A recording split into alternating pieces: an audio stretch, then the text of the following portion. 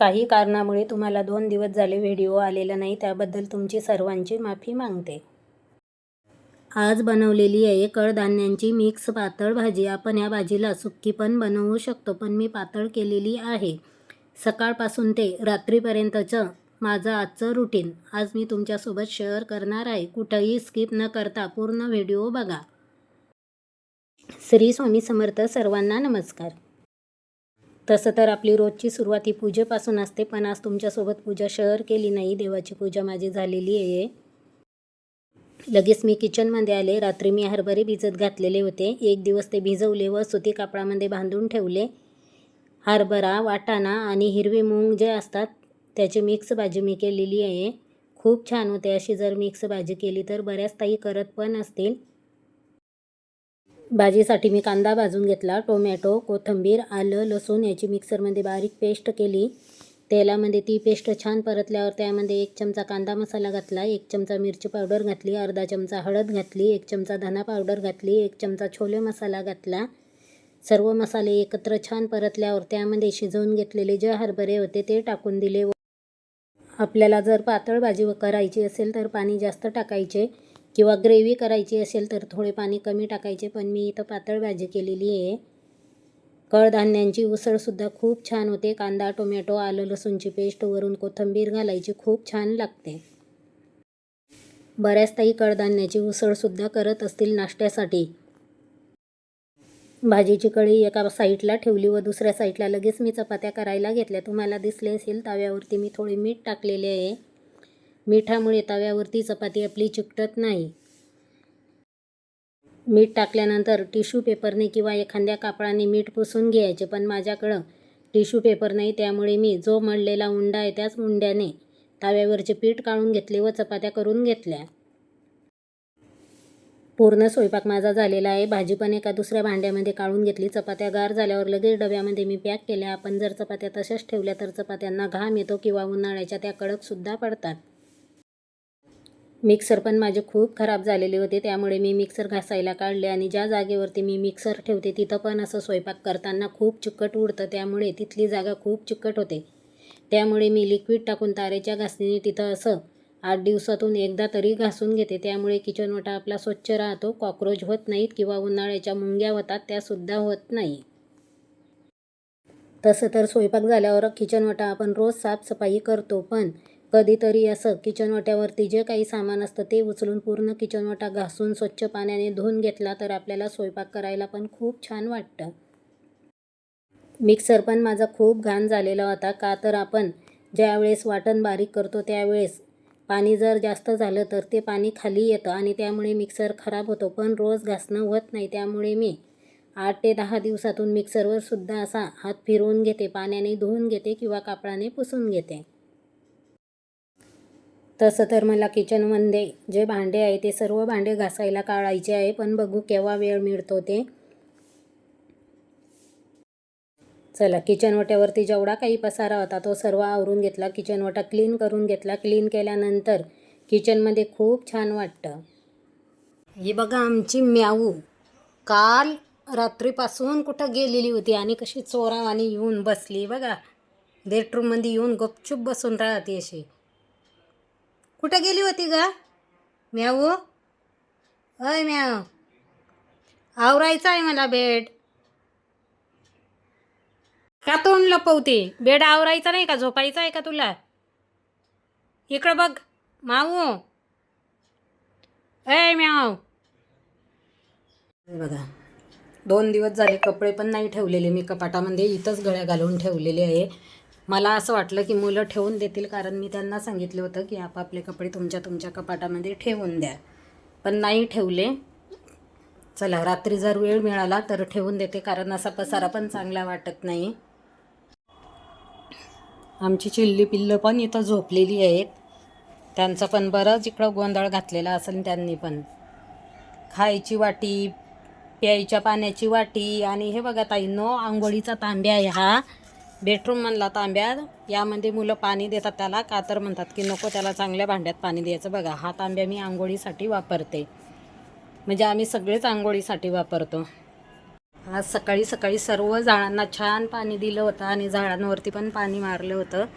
कळ्या तर खूपच आलेल्या आहे. रोज 2-3 अशी फुलं निघतात डबल चांदणीच्या. ह्या पण झाडाला उद्या पण बघा 2 फुलं येतील. 2च येतील, नाही इकडं पण हो 2च येतील. चला, मनी प्लॅन्ट पण आपला खूप छान झालेला आहे. संध्याकाळी बघा असं छान वाटतं. हवा पण खूप थंडगार लागते संध्याकाळची पण. पांढऱ्या जास्वंदाला पण उद्या आपल्याला एक फूल मिळणार आहे. आज दुपारी घासलेली भांडी सुद्धा मांडलेली नाही, का तर 2 दिवसापासून मला व्हिडिओ एडिट आणि अपलोड करायचा होता. तोच करत बसले होते आणि कमेंटसुद्धा बघायच्या राहून गेलेल्या होत्या, त्या पण बघायच्या होत्या. सकाळचा बराच स्वयंपाक शिल्लक आहे, त्यामुळे रात्रीच्या जेवणामध्ये वरण भात असा मी स्वयंपाक बनवणार आहे. तुरीची डाळ 4 ते 5 पाण्याने स्वच्छ धुवून घेतली. असं म्हणतात की 4 पाण्याने ही डाळ ही धुवायला पाहिजे. तांदूळसुद्धा मी 4 पाण्याने धुवून घेते.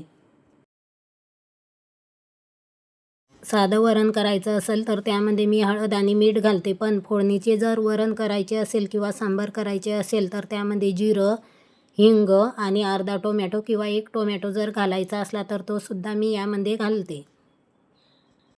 गरम पाणी साईडला शेगडीवरती मी करून घेतलेले आहे, त्यामुळे कुकर व्हायला अजिबात वेळ लागत नाही. लवकर कुकर आपला होतो.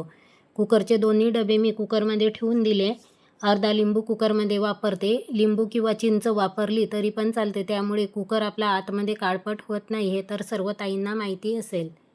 संध्याकाळची दिवाबत्ती लावायची वेळ झालेली होती. देवाजवळ दिवेसुद्धा लावून घेतले. उंबरठ्यामध्ये, किचनमध्ये, तुळशीजवळ आणि शमीच्या झाडाजवळ रोज संध्याकाळी मी असे दिवे लावते. बऱ्याच ताई लावत असतील. असे जर आपण देवाजवळ किंवा आपल्या घरामध्ये दिवे लावले तर वातावरण खूप प्रसन्न आणि आनंदी राहतं. भेंडी आणि गवार, 1 लिटर चिकडेचं दूध, सांगितलेलं सर्व आणलं का? मिरची, हा एक काळी पेटीचा बॉक्स, रामबंधू मसाला, पापड मसाला, कांदे आणि बटाटे. कांदे जास्त नव्हते 1 सांगितले, किलो आणले. कारण या दिवसाचे बटाटे पण आता खूप येतात. 1 किलो आणले दोन्ही. ओके, नवीनच चालू आहे पॅकिंग तर. हो रामबंधू.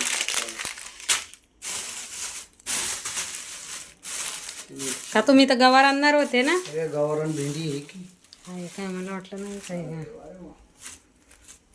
चला, आता कोथिंबीर निवडून देणार आहे तुम्ही मला. मला माहित होतं लावीन. इकडे या बरं 2 मिनिटं.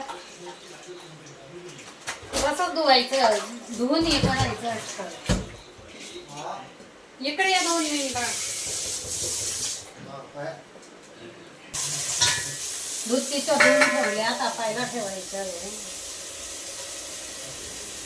गवार धुवून निवडून ठेवायचं सगळं. तोडून मग द्यायचं.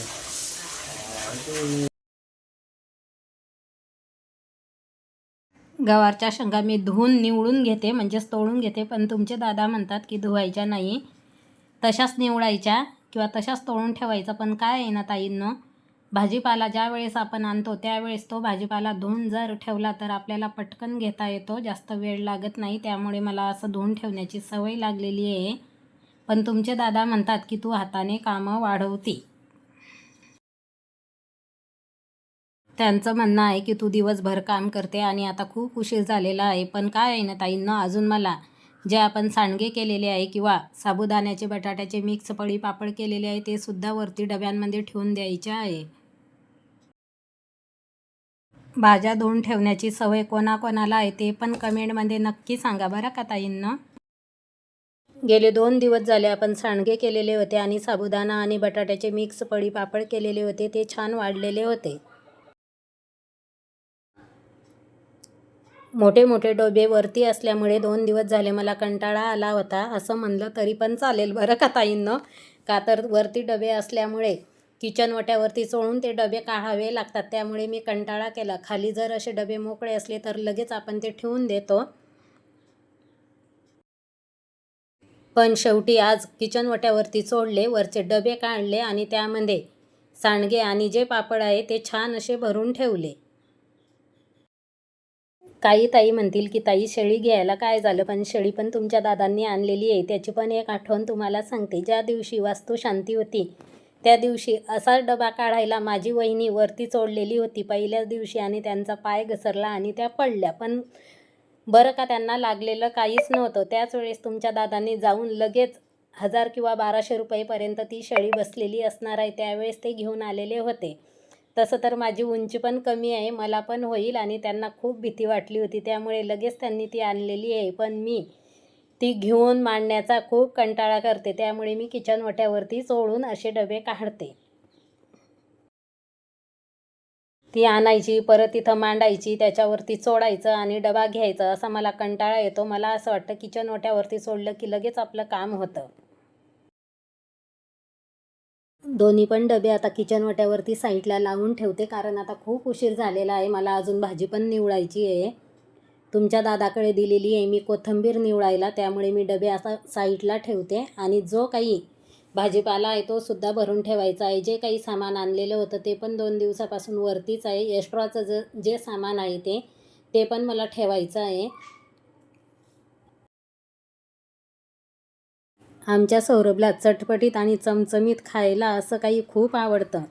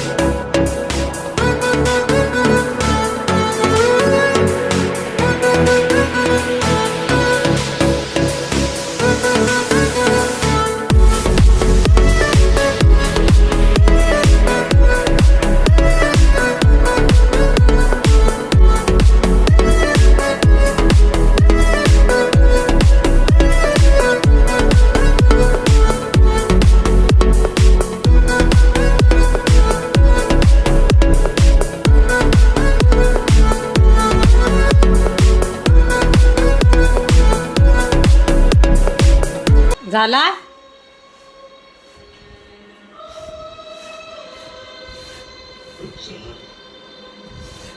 किचनमधले माझे सर्व काम आवरून झाल्यानंतर मी पण आलेली आहे गवारच्या शेंगा निवडायला. तोपर्यंत तुमच्या दादांनी कोथिंबीर छान निवडून ठेवली होती. कसा वाटला ताईंनो तुम्हाला माझा आजचा ब्लॉग इथं संपवते. आवडला असेल तर लाईक करा, शेअर करा, कमेंट करा आणि चॅनलला सबस्क्राईब पण करा. व्हिडिओ पूर्ण पाहिला त्याबद्दल धन्यवाद. एक लाईक करायला विसरू नका. दिवसभर घरामध्ये मी एकटीच असते त्यामुळे शूट घ्यायला कोणीही नसतं. त्यामुळे मी काय करते, ट्रायपॉडला मोबाईल लावून देते आणि माझं मी शूट करत राहते. त्यामुळे खरंच ताईंनो वेळ पुरत नाही. कामामध्ये वेळ कुठं निघून जातो ते पण लक्षात राहत नाही. इथं आमच्या सौरभच्या हातामध्ये मोबाईल आहे आणि त्याचं चाललेलं आहे शूट घेण्याचं काम. त्यानेच मला शूट घेऊन दिले. चला गुड नाईट. परत भेटू उद्याच्या एका नवीन दिवसाची नवीन सुरुवात. तोपर्यंत बाय.